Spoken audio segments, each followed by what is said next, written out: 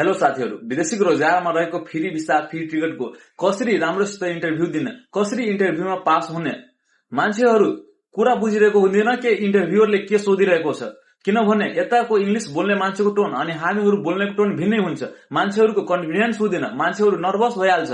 अनि त्यही भएर म तपाईलाई यो भिडियोमा 3-4 वटा प्वाइन्ट भन्छु, त्यसले तपाईलाई अवश्य हेल्प हुन्छ।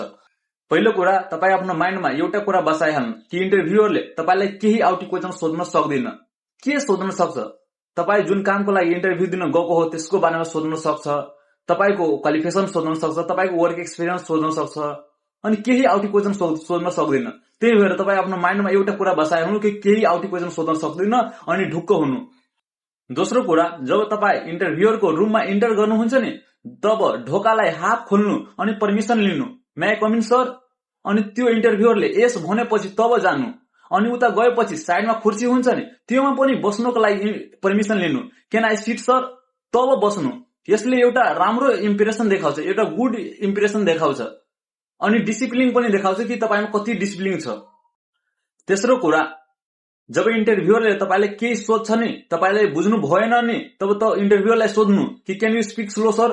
किनभने सबभन्दा बढी मान्छे फसिन्छ भने यता फसिन्छ। मान्छेहरु क्वेशन बुझिरहेको हुँदैन, टोनै बुझिरहेको हुँदैन।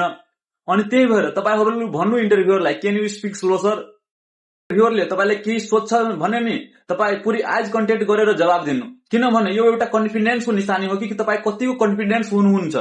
किनभने तपाईलाई छाड्नको लागि धेरै मान्छेहरु पेन्डिङमा छ, धेरै मान्छेहरु लाइनमा छ। तपाईलाई त्यो इन्टरभ्युअरले किन सिलेक्ट गर्छ? सानो सानो कुराले छाडिदिन्छ।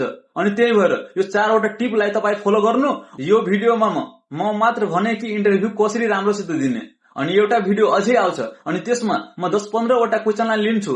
त्यो क्वेशन इन्टरभ्युमा प्राय आउँछ नि आउँछ अनि मान्छेहरु बिगारिहाल्छ, एन्सर दिन बिगारिहाल्छ। अनि त्यही भएर म एउटा भिडियो अझै बनाउँछु। अनि यतिसम्म भिडियो हेरिदिनुको लागि धन्यवाद।